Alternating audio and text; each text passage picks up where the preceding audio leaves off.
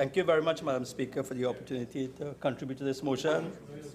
I, first of all, would like to commend my colleague, the Member of Parliament for Carolina East,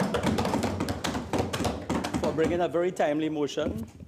The member himself being an obstetrician gynecologist of repute, a former lecturer at Mount Hope, has been in the health system for many years, a former chairman of a major health authority, and of course, eminently qualified to speak on this issue. So I want to congratulate him, and I rise in support of his motion, Madam Speaker.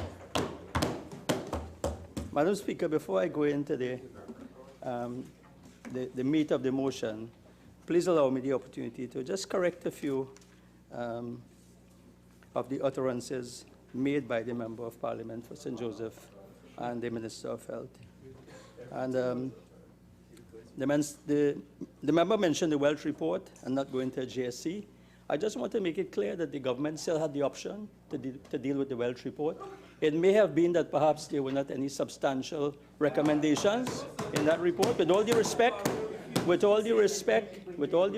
to the authors of that report, Madam Speaker, and perhaps that's the reason why it was scuttled. I just want to point out, though, to the national population, Madam Speaker, that that report, and it makes me wonder about how this government takes decisions. There was a very frightening statement in that report, and this report was produced 2 years after the San Fernando Teaching Hospital was commissioned. This is a building now that was housing patients, 240 new beds.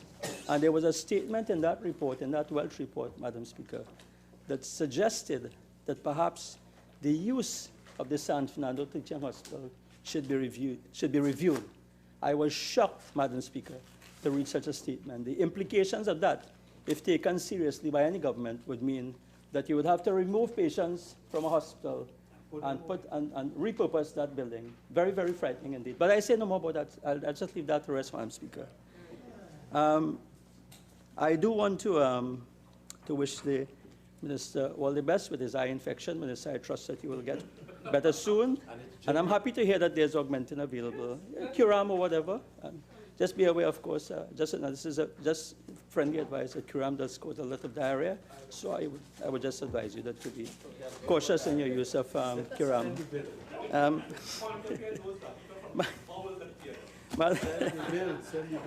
Madam Speaker, this issue of maternal mortality, continues to raise itself in the national domain, in the Parliament. And I'm very pleased, I'm very happy to know that maternal mortality is decreasing in our country, in Trinidad and Tobago. As a gynecologist and obstetrician myself, I'm very happy for this. But I also want to point out, Madam Speaker, and this is important. And I just want to suggest to the member for St. Joseph that he took a platform from the People's Partnership government and he built on it, and nothing is wrong with that, Madam Speaker. That is fine. And Madam Speaker, without demonstrating, again, I will have to draw reference to a report of the Maternity Services Review Committee, Trinidad and Tobago, Ministry of Health, which would be in the minister's hand, I'm sure. It must be in his hands, because out of this report, there came a recommendation for the appointment of a director of women's health. And the minister took that recommendation and appointed a director of women's health. One of our colleagues, Dr. Adesh Singh, who is doing a good job. But that's a recommendation that came from this report. And the said director was a part of the team, that commissioned this report. And the member talked about eye surgery and so on. I'm looking at one of the many documents the partnership government produced whilst in office, Madam Speaker. And I see a picture here of myself, much younger looking then, because this was in 2011, Madam Speaker, standing next to the Honorable Prime Minister at that time, now the member for Siparia, herself looking quite elegant in this picture. And Madam Speaker, what we were doing is that we were cutting the ribbon to commission a new eye theater at the San Fernando General Hospital. So this was in 2011. So what we would have done, Madam Speaker, is to provide a brand new facility, an updated facility, and of course that is something that could have been built on for the government to go ahead. and improve the eye services and decrease operating time for cataract surgery and so on. So I just make that point to indicate that we would have left many bridges in place that could have been built on. And I'll come back and try to understand. Very difficult, I'm sure, for the national population to understand why it is the minister would not have adopted the same approach in utilizing the Couva Children's Hospital that was left for him. But we'll talk about that. I'll talk about that a little bit later on, Madam Speaker. So the issue of maternal mortality, we are happy. You know, and this thing about dramatizing statistics, you know, and making the population feel that, you know, that so much increase, so much improvement has taken place. Madam Speaker, in the issue of maternal and neonatal and perinatal mortality, these things take years, and they are built upon platforms. And the minister has brought it down from 10 to 12 per year to 6 to 10 per year, and I'm happy for that. But it still means that we have a long way to go. It still means that on an annual basis, 6 to 10 women die. And therefore, the question, that's your statistics. That's your stats. 6 to 10. Well, 4 to 6. 4 to 6, Minister. But still, you would agree that still women die. And therefore, the point I'm making is that we still have a long way to go. And again, there are many recommendations in this, which I trust that your Director of Women's Health is taking on board. And with those are taken on board, I'm sure we can do even better as we go forward, Madam Speaker. Before I leave this report and before I leave the issue of maternal and neonatal mortality, again, I want to make a call, Minister, for you to again look at the issue of an independent committee to probe maternal deaths. I don't want to quote myself, but this is an article here which was quoted, where I asked for an independent committee to investigate these deaths for 2 reasons. One, it will give the assurance to the public that, that there is no cover-up. And the second thing, it is going to produce the facts, and those facts can be shared with the healthcare practitioners, okay, to improve care for all of us. All of us at some point in time are going to access the health system. So I'll leave it there. With regards to your comments on in vitro fertilization and the complication of OHSS, ovarian hyperstimulation syndrome, I agree. It's something that we have to be aware of now. And in terms of making it a high-risk indicator for pregnancies, I agree with that.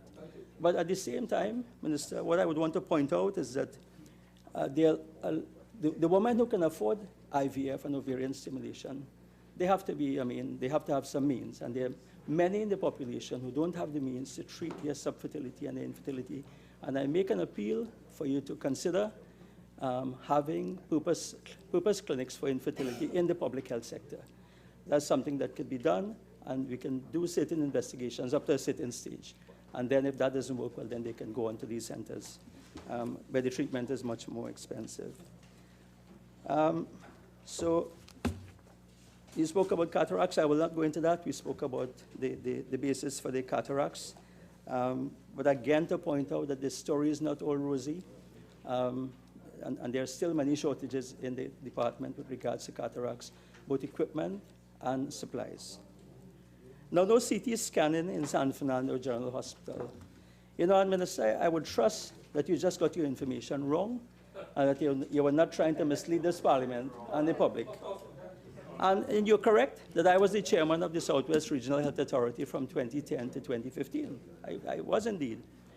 And you're correct that there was a CT scanner that was lying in a container for 3 years. But, Minister, that CT scanner was not on the compound of the Southwest Regional Health Authority. So please check again your source. They will tell you that that scanner was somewhere in Mount Hope. I don't know where it was in Mount Hope. I got it. As soon as I realized it was there, I got it, and I installed it and commissioned it in San Fernando Hospital. So I just want to put that on the record, Madam Speaker. My track record as chairman of Southwest would not have allowed for something like that to happen. You know, that would never have happened. So Minister, you would want to check your source and you know, and make sure that you're not misled, you know, with regards to other information. The issue of the Cuban doctors, I am not aware that we on this side have anything against Cuban doctors. That arrangement that you spoke about in 2011 is a long-standing arrangement. It's an arrangement that, as you're aware, perhaps you neglected to say, but there would have been previous cabinet notes that spoke of arrangements with the Cuban doctors. And yeah, it started a long time ago, and there's nothing wrong with that. I mean, they serve a function. It's a long practice. And there are two issues I just want to raise with that. One is you're saying that those doctors are coming because we have an issue with specialist programs. I agree with you. But Minister, how do you explain the fact that the San Fernando Teaching Hospital had 2 purpose-built floors, and the member for Oropouche East, then the Minister for Udicut, which was in charge of building that facility, had 2 purpose-built floors with anatomy labs, physiology labs, and member for Shogunas East as well would attest to that. And those were given for teaching. It was meant to increase teaching at the San Fernando Hospital to produce more specialists. Madam Speaker, those two floors that were specially equipped and purpose-built for training of specialists, you know who occupies them now? Not people. Not people. Files, medical files are stored there now. They're being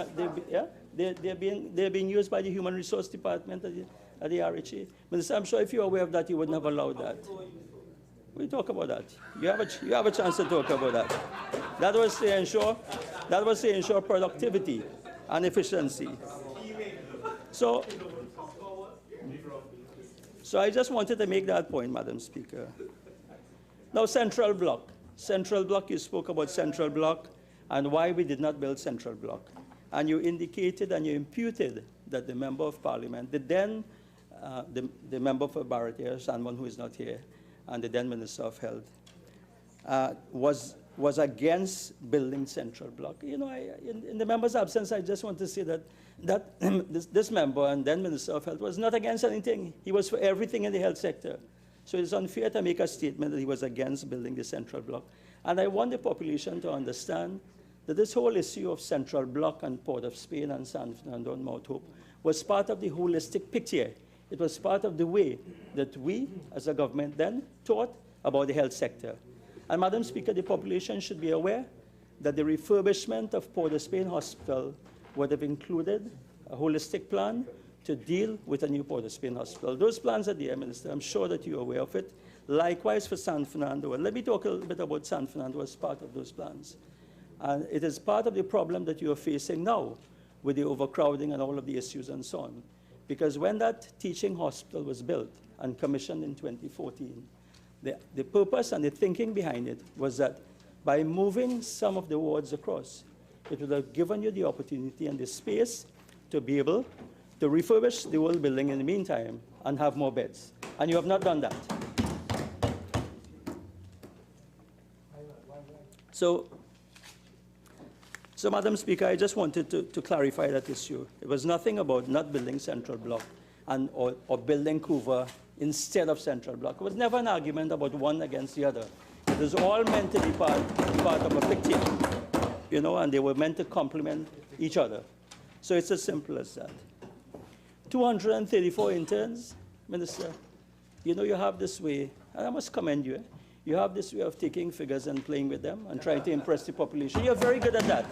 They're very good at that, Minister. 234 interns. Well, of course, you must have space for 234 interns. When I went to medical school, 100 of us graduated. When my senior colleague, Dr. Gopi Singh, went to medical school, probably about 60 of you would have graduated. 30, right? Then it was 100 in 1984. We are in 2019, and now the medical school alone in Trinidad produces, what, 200 doctors per year. Yeah. So if you're going to govern, what's the big deal about having 234 spaces for interns? That's what you would expect. This is what is supposed to happen. This is not an achievement. This is what you do as part of good governance. Minister. But Minister, as you spoke about the interns, I just want you, for your own consideration, to again review, and I say this for consideration, because I have an issue with doctors who have been able to go out there and have independent practice without the necessary full training. And we have an issue where there's a whole regulation that allows a doctor, after 1 year of internship, to be able to get full registration I know we've spoken about this before. I want you to just look at that situation again and look at perhaps look at increasing, for a minute. Sure. Thank you.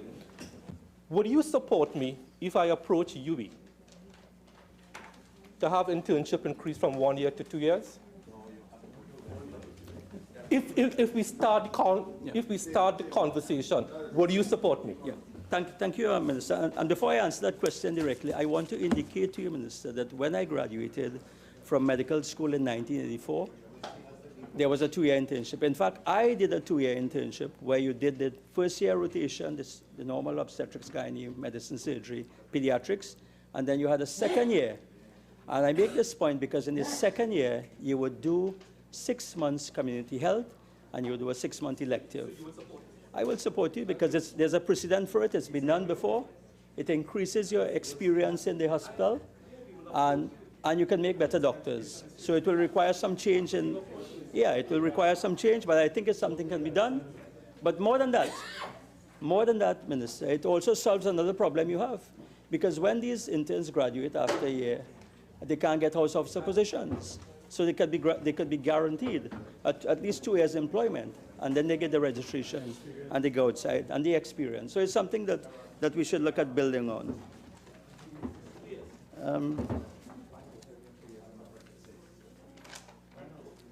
Now, the NCD crisis we spoke about and the issue of sugar, Minister, I just wanted to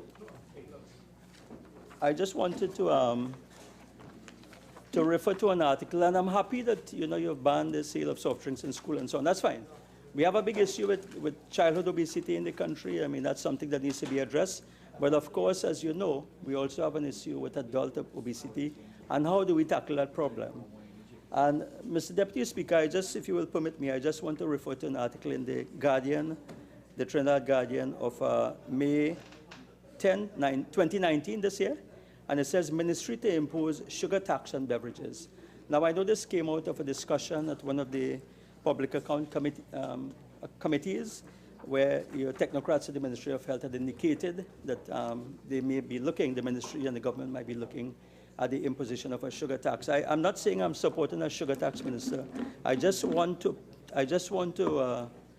point out that in that committee, I think there was an excellent suggestion from one member of the committee, Member Christine Yuwalu Hussein, member on the side, who suggested to your health promoter, your advisor, Dr. Rohit Doon, that we should look at an incentive for manufacturers to reduce the sugar level in drinks and snacks rather than impose another tax on the business community. And I want to support that rather than impose a tax, we look at providing an incentive for reducing sugar in drinks and so on, and foods, of course.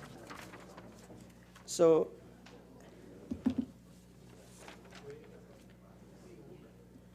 we come to the Couva Hospital. We come to the Couva Hospital, Mr. Deputy Speaker. And Mr. Deputy Speaker, again, with all due respect to the member for St. Joseph, the member for St. Joseph talks about application training. And I just want for the benefit of the population and the national community to understand that this application training is no big thing, This is a simple thing, and anytime you have equipment, it's part of the requirement, and that is something that could have been done at any point in time. Applications training, Mr. Deputy Speaker, is like when you buy a Bentley, you buy an expensive car, and the salesman come. No, well, you prefer Mustang, okay. Member of Port Spain North St. Anne's West says, okay, when you buy a Mustang, the applications training just means the salesman come, you sit down with you in the car, and he show you how to use all the features. That's all it is, That is all it is. It's no big thing. That is no big thing. That's something that is part of any commissioning process, Minister. And the minister comes and he talks about a PAC system. Big words, Mr. Deputy Speaker. Big words, PAC system. This is no big thing. The PAC system is equivalent. Again, if you want to use the Mustang, that's like buying mats and points in the Mustang. So you have a big investment, right? You have a major investment of equipment in a hospital that costs you millions of dollars, okay? And you're telling me that applications training and PAC system is what keep you back from opening the hospital. No, you can't be serious. You can't be serious about that. Deputy Speaker, you can't be serious. No. No, so Mr. Deputy Speaker, having refuted those points made by the member for St. Joseph, let me get into some serious matters here, Mr. Deputy Speaker. So I want to look at the motion. I want to take the opportunity to analyze this motion, which, on careful analysis has been well thought out by my colleague for Karen the East. And so the first says, whereas over the past 3 years, there has been a collapse of the public health sector. And I just want to look and see really, we said a collapse of the public health sector.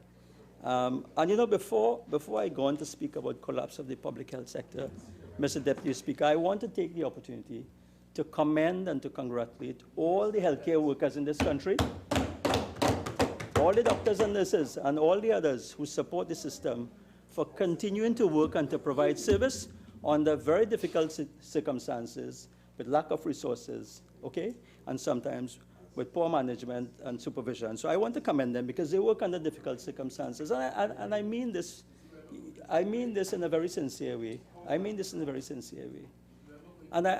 hear the member, I'm not giving you. I hear the member for Laventille West. In the background, Mr. Deputy Speaker. And I also want to take the opportunity to congratulate the member for Laventille West, whose daughter just graduated as a medical doctor, and to welcome her to the profession. And I'm sure she'll make an excellent. Okay? So, of course, no, not my country. Member, please. So, member. So she got an intention position. Excellent. Again, so, but members, anyway, members, please. Member for Fyzabad, again, so, I have recognized you, and again, direct to the speaker chair, please. Thank you. Member for Laventille West, you will have your opportunity to join the debate. Sorry. Yeah, go ahead. Sorry, thank you, Mr. Deputy Speaker. So I was examining the phrase collapse of the health sector in the motion, and I was asking really what was the evidence for this, Mr. Deputy Speaker. And if you'll allow me the opportunity to quote from the Daily Express editorial of the 9th of May 2019, just a couple of months ago. And this is what the Express editorial had to say on the 9th of May. It said that all government ministries are important, but in the months ahead, few will be as important as the Ministry of Health as more and more people turn to public health institutions for free health care. Goes on to say, and I think this is important, it says that economic conditions aggravated by substantial and ongoing job losses, the closure of Petrotrin's Augustus Long Hospital, an increase in the number of returning and or deported citizens, and a surge of illegal immigrants and refugees are among the factors that can be expected to increase the demand on free health care available at the nation's health centers and hospitals. These are facts. Given the extent to which they are already overburdened, the authorities must recognize the urgent need for targeted planning and strategic management. But, it goes on to say here, and the editorial says, unfortunately, what is normal for public health in Trinidad and Tobago are shortages of all kinds, including beds, personnel and medical supplies, unconscionable delays of both routine and urgent treatment, including surgeries, malfunctioning equipment, and erratic attitudes by medical and nursing staff. This is the Express saying this, Mr. Deputy Speaker. Not me saying this, not my colleague from Caroni East. So it also sounds a warning. It says, for those determined to deliver quality health care, notwithstanding all of these deficits, it can be debilitating, energy-sapping undertaking, and so on, and it goes on to say all of this. So I just make that point again to say that the healthcare workers are working in difficult situations, and also that the newspaper has recognized that there is some sort of collapse in the public health sector. Now, we spoke about the right of life in this debate, and many might ask the question, is healthcare right? Is healthcare right? And I just raise that, Because if we were to examine the UN's SDGs, the Sustainable Development Goals, goal number 3 is good health. It says good health. You know, and it's well placed, it's high up on the agenda because the first goal is poverty, eradication, no hunger, and then the 4th goal is quality education. So it comes right up there in the big 4, unlike the West Indies team, unfortunately, but it comes right up there in the big 4, right? Good health. But given it is not a right, even if it is not a right, and we can argue whether it is a right or not, I think it's a responsibility, it's a necessity for economic development and social stability. And I want to make that point, and I use the word social stability. Again, this is not me, this is the editorial, pointing out to something that can happen in a society where people get angry because they are not being provided with basic services like healthcare. And if you'll allow me, again, to just quote from that editorial, and it says that people who have either lost or surrendered health coverage in the private sector are now turning into the public sector and lengthening the lines of patients seeking free health care. If the additional demands is not accompanied by improved service, conditions will become ripe for heightened public disaffection with the potential for explosive anger. And I make that point, Mr. Deputy Speaker, because recently in the newspaper, there was an article where I think a healthcare worker, in fact, I think a doctor was assaulted by an angry patient. So it is incumbent upon us to ensure that we provide proper health care, proper health service, okay, so that we even protect those who are working in the health service, like doctors and nurses. Because patients get angry and sometimes it goes to a different level. And we really don't want to get to that level. The second paragraph of the motion, Mr. Deputy Speaker, speaks to, and if you may just allow me to read this, it says, and whereas the collapse of our primary healthcare system and widespread suffering from chronic non-communicable diseases have resulted from the absence of public education programs, reduction in the opening hours at health centers, and the unavailability of many CDAP drugs. And I just wanted to make a few comments on that and to examine really whether we've had a collapse of the primary healthcare system. And just to note that the primary healthcare system is based on what I call the infrastructure and the systems. And again, the minister is not here, but again, I'm happy that, that he was able to put the systems on the infrastructure that was provided. And to note that in 2010, the Siparia District Health Facility was opened on a 24-hour basis, in 2011, sorry, under the Southwest RHA, and that a new health center was constructed in Paliseco, and I'm sure the member of Labre is very happy to have that new facility that was commissioned in 2014. A completely refurbished health center in Point Fortin was done in 2014. A new health facility in Carenage, a new wing at Mount Hope Women's Hospital, which the current minister opened, but which was construction that started under the previous government. I just make that point because yeah, at Mount Hope, because all of that infrastructure was put in place with no regard to which constituency or who was going to benefit from it. All of the Trinidad, all of the population was going to benefit from this, all over, okay? Yes, of course, and the minister spoke about pap smears and colposcopy services at the Women's Hospital in Mount Hope. That is fine. I also just want to point out that under our government, we had started the initiative of providing the HPV vaccine, which is a prevention for cervical cancer, and that was executed by the previous Minister of Health. And I make this point because that's how health goes. We do one thing, you do the next thing. It's a complement. They complement each other, and we have to understand that and support that and work with that, Mr. Deputy Speaker.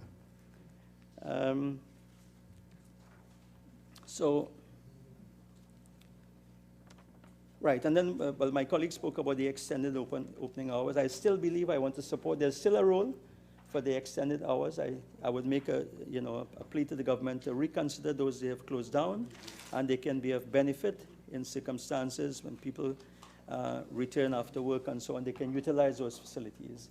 On a Saturday, for example, in the constituency office, Fyzabad, where right next door there is a health center, Mr. Deputy Speaker, and sometimes at midday it's closed. It's a busy place. There's no reason why it can't be open on Saturday till 4 o'clock in the evening. And where you have the markets and so on, sometimes people go to market. You have a catchment population. And if you're interested, in screening and helping people screen for diabetes and hypertension and so on, these are opportunities that you must not lose. You must not, let go by. Mr. Deputy Speaker, Honourable Member, at this time, your initial speaking time has elapsed. You have an additional 15 minutes. You care to avail yourself? Thank you. Proceed.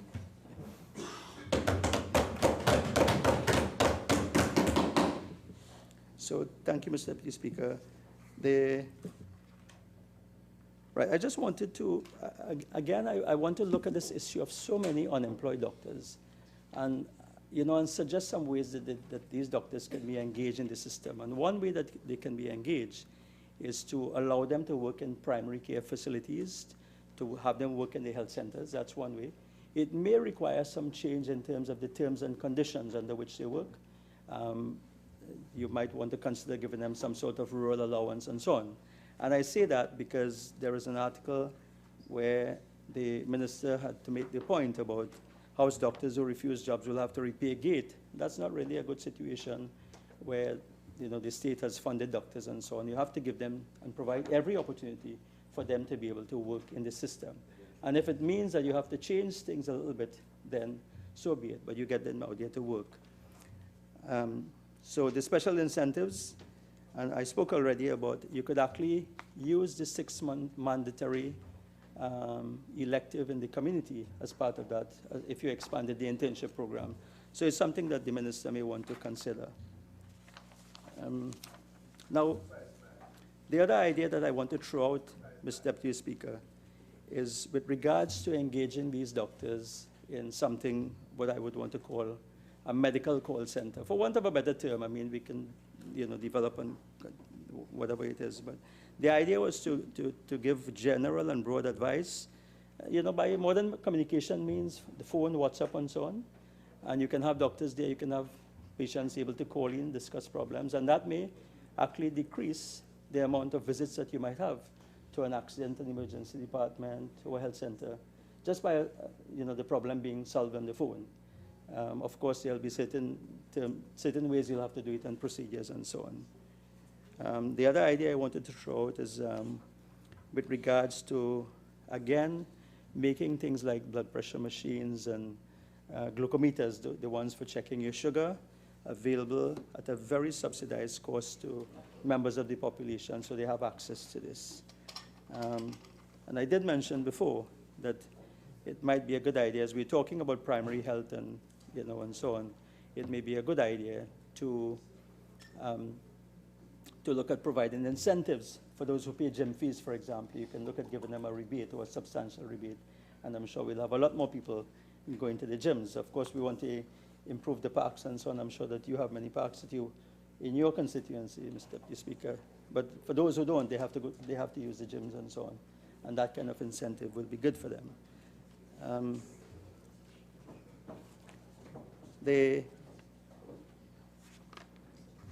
The other issue, before I leave the issue of primary health care, is with regards to the current problem we have, or the potential problems we have with regards to the Venezuelan migrants. And, as I was driving up to the Parliament this morning, I was thinking, we have the Cuban doctors who speak Spanish. We are going, whether we like it or not, we are going to have Venezuelans accessing our health facilities. There's going to be a language barrier. So why don't we give consideration for the proper deployment of these Cuban doctors in every accident and emergency department and in the health centers? It's something that's going to make the communication easier, and there'll be less confusion, less risk of misdiagnosis, and it's something that the government may want to consider. So I just put that suggestion forward as a way of easing the transition of those who, from Venezuela, the same language, Spanish and so on, in terms of accessing our facilities. I just wanted to throw that out, Mr. Deputy Speaker. Well, the issue of overcrowding is dealt with in the third limb of this motion. My colleague from Caronese has gone into quite a bit of detail in terms of the overcrowding. I just wanted to mention certain issues that continue to contribute to the overcrowding. And Mr. Deputy Speaker, if you'll permit me just to read from a report that was sent to me by someone who works at San Fernando, who has tremendous experience and so on. I'm not at liberty to quote, but this is information that arrived in my mailbox. And it spoke about the overcrowding and the unavailability of the beds and so on. And part of the problem there is that it's like a hotel system. For you to get a bed in the hotel, somebody has to leave the room. And for that somebody to leave the room in a hospital, they have to be treated in a timely manner. So it's a whole chain reaction that backs up, where if you have to wait on diagnostics, if you have to wait on a CT scan or an MRI, an ultrasound, or a blood test, that can delay, it can keep you. Sometimes you spend a day or two waiting. And the other thing, of course, is that if the drugs are not easily available for your treatment, it takes longer to treat you. And therefore, it creates a problem. It creates a backup. And this is one of the issues that creates the problem as far as the unavailability of beds and so on is concerned. Now, the waiting time, the fourth limb of this motion speaks to whereas the waiting time for surgery is highly unacceptable and there is non-functional diagnostic equipment, I just want to ask the question as to whether the external patient program that was started in 2014 under the People's Partnership Government, whether that is still functioning. That was an initiative that was started by the previous Minister of Health, and the aim of that initiative was to ensure that we had set a standard that those who were waiting for more than 3 months for any diagnostic procedure and some treatment procedures would access that program, and they would not have been, my time is very short, remember we talk after, but would access that program and be able to utilize that program. So the question I ask is whether that program is still available. And I also want to ask, because there are many patients who come to my constituency office, and I'm sure to all of the members' constituency offices, and they are on a waiting list for cardiac surgery. Some of them are on a waiting list for renal dialysis, and the time is long. And, you know, it is very unfortunate, Mr. Deputy Speaker, that some of these patients actually die from their problems before they can access treatment, and that is totally unacceptable in a society like ours. So I make a plea for those patients who are on the waiting list for cardiac surgery, for angiograms, for stenting, and so on, that these can be expedited, that there should be some procedure in place that will ensure that these patients are treated properly.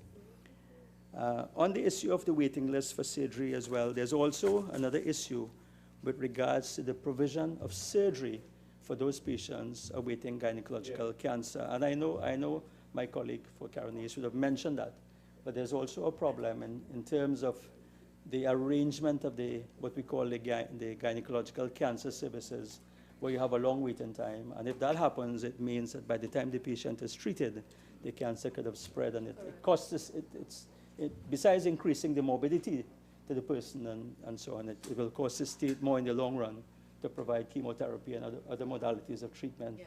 So that is something that, and the patient can die, of course, yeah. So that is something that needs to be addressed in a more definitive manner, Mr. Deputy Speaker. And I just draw the attention to the Minister that there is a particular contract for one of the gynecological oncologists at Mount Hope. I don't want to call any names, but that perhaps need to be examined in terms of seeing whether more surgeries could be gotten out of that contract. It's just something came to my attention, and I trust that the Minister will look into that. So, Mr. Deputy Speaker, again, I'm moving through the clauses of these motions quickly.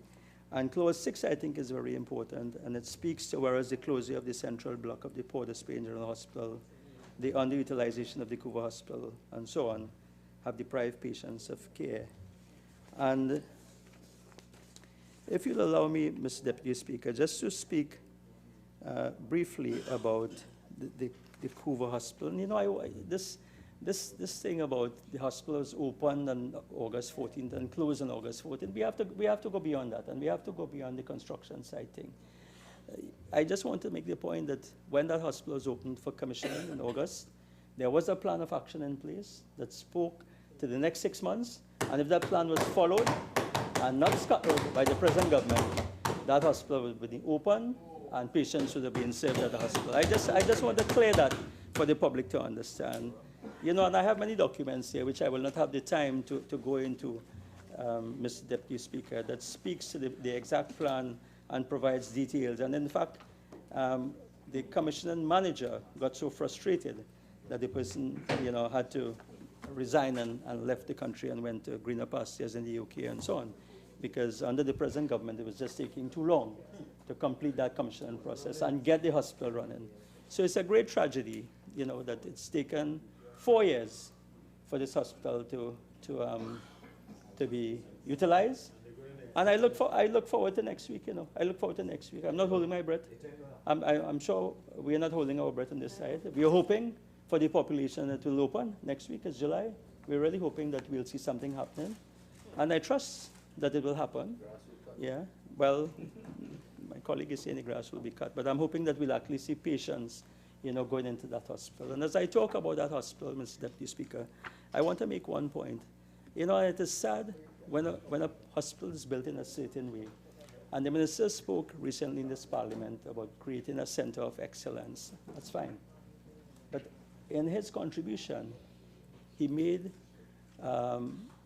said nothing about treating children in that hospital. And I want the population to know that there are two towers in that hospital. One is an adult tower for 150 beds, and the other is a pediatric tower for 80 beds.